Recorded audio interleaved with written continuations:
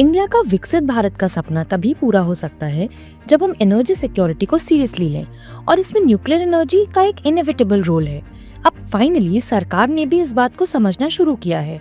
100 gigawatt nuclear capacity setup करना 2047 तक एक एम्बिशियस टारगेट लग सकता है, पर ये सिर्फ एक शुरुआत है। इस टारगेट को अचीव करने के लिए हमें सिर्फ नए रिएक्टर्स लगाने से ज्यादा फ्यूल सप्लाई का भी ध्यान रखना होगा। यूरेनियम की अवेलेबिलिटी एक बड़ा चैलेंज है, और अगर हमें अपनी एनर्जी नीड सस्टेन करनी है तो रिसाइकलिंग और थोरियम का यूज करना पड़ेगा। न्यूक्लियर पावर सिर्फ एक एनर्जी सोर्स नहीं है, बल्कि इंडिया के फ्यूचर इकोनॉमिक ग्रोथ और एनर्जी इंडिपेंडेंस का एक स्ट्रॉन्ग पिलर बन सकता है। भारत स्मॉल रिएक्टर्स और स्मॉल मॉड्यूलर रिएक्टर्स जैसे नए इनोवेशंस भी इस गोल को अचीव करने में मदद कर सकते हैं। लेकिन सबसे जरूरी बात ये है कि हम फॉरेन वेंडर्स के पीछे भागने की जगह अपनी टेक्नोलॉजी और डोमेस्टिक कैपेबिलिटीज को लेवरेज करें। भारत में जहाँ एक तरफ तेजी से इंडस्ट्रियलाइजेशन हो रहा है, वहीं दूसरी तरफ एनर्जी की डिमांड भी दिन ब दिन बढ़ रही है। एक ऐसा देश जो 2040 तक अपनी एनर्जी कंजम्पशन को डबल करता दिखेगा, उसके लिए एक रिलायबल और क्लीन सोर्स ऑफ एनर्जी की जरूरत और भी बढ़ जाती है। यहाँ पर न्यूक्लियर एनर्जी एक गेम चेंजर की तरह सामने आता है। ये सिर्फ बिजली बनाने का जरिया नहीं,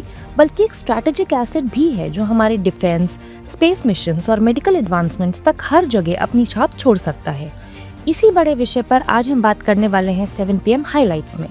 आज हम जानेंगे कि भारत में न्यूक्लियर एनर्जी का क्या स्टेटस है, कैसे ये हमारी एनर्जी सिक्योरिटी और टेक्नोलॉजिकल लीडरशिप का एक अहम हिस्सा बन सकता है, और आगे का रास्ता क्या हो सकता है। तो चलिए शुरू करते हैं। भारत में न्यूक्लियर एनर्जी का प्रेजेंट स्टेटस देखें तो आज हमारे पास 22 ऑपरेशनल न्यूक्लियर रिएक्टर्स हैं, जिनकी टोटल इंस्टॉल्ड कैपेसिटी 7480 मेगावाट्स है।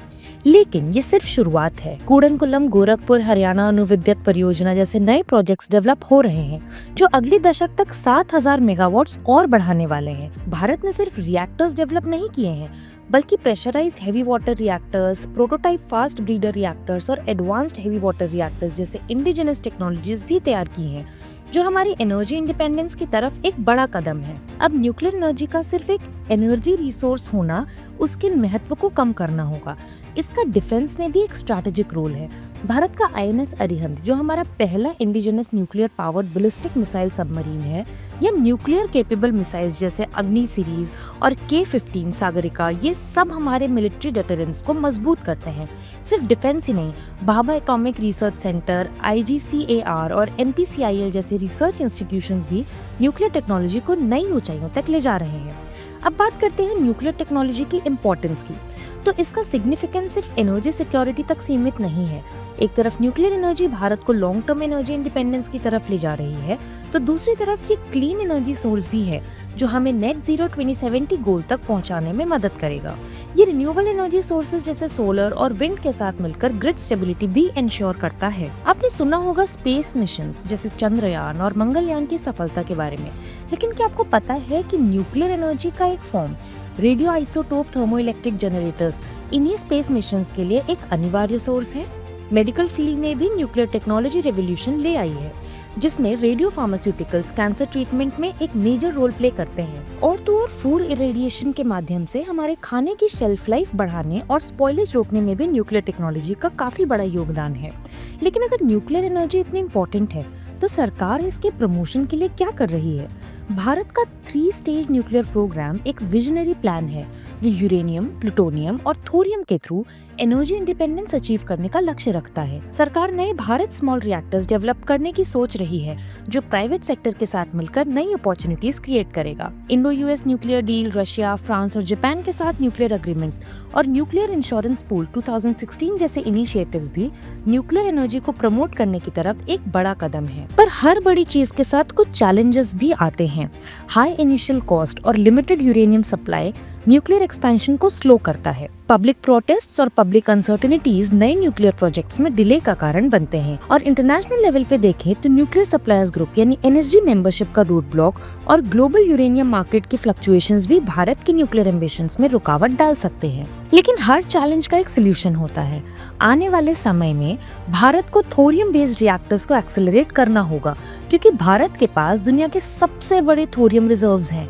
प्राइवेट कंपनीज जैसे L&T, टाटा और रिलायंस की पार्टिसिपेशन बढ़ाकर न्यूक्लियर इंफ्रास्ट्रक्चर में नए इनोवेशंस लाए जा सकते हैं। पब्लिक अवेयरनेस कैंपेन से न्यूक्लियर एनर्जी को लेकर मिसकंसेप्शंस दूर किए जा सकते हैं। फ्रांस, रशिया और यूएसए के साथ कोलैबोरेशंस बढ़ाकर नई टेक्नोलॉजीज का एक्सेस लिया जा सकता है। स्मॉल मॉड्यूलर रिएक्टर्स को प्रमोट करके रिटायरिंग कोल प्लांट साइट्स पे न्यूक्लियर प्लांट्स लगाए जा सकते हैं। एआई और डिजिटल टूल्स का यूज करके न्यूक्लियर प्लांट्स की एफिशिएंसी और सेफ्टी भी बढ़ाई जा सकती है। और सबसे जरूरी, न्यूक्लियर वेस्ट मैनेजमेंट के लिए डीप जियोलॉजिकल रिपोजिटरीज एस्टैब्लिश करनी होंगी। तो भारत का न्यूक्लियर एनर्जी प्रोग्राम सिर्फ बिजली बनाने तक सीमित नहीं है, बल्कि ये भारत के विकसित भारत मिशन का एक अहम हिस्सा है। ये एक सफर है जो हमें एनर्जी डिपेंडेंस से एनर्जी इंडिपेंडेंस तक ले जा सकता है। हमारे डिफेंस, हमारी स्पेस एक्सप्लोरेशन और हमारे मेडिकल एडवांसमेंट्स, सब में न्यूक्लियर टेक्नोलॉजी एक silent yet powerful role play कर रहा है। तो आपको क्या लगता है, क्या न्यूक्लियर एनर्जी भारत के एनर्जी फ्यूचर का सबसे बड़ा रिसोर्स बन सकती है? क्या हमारे इनिशिएटिव्स इसके फुल पोटेंशियल को अनलॉक करने के लिए काफी हैं? और सबसे बड़ी बात, क्या पब्लिक ओपिनियन और पॉलिटिकल विल इसे एक नए लेवल तक ले जा सकते हैं? सोचिए, समझिए और जुड़े रहिए 7 PM हाइलाइट्स के साथ, जहां हम ऐसे ही बड़े और इम्पैक्टफुल टॉपिक्स पर चर्चा करते रहेंगे।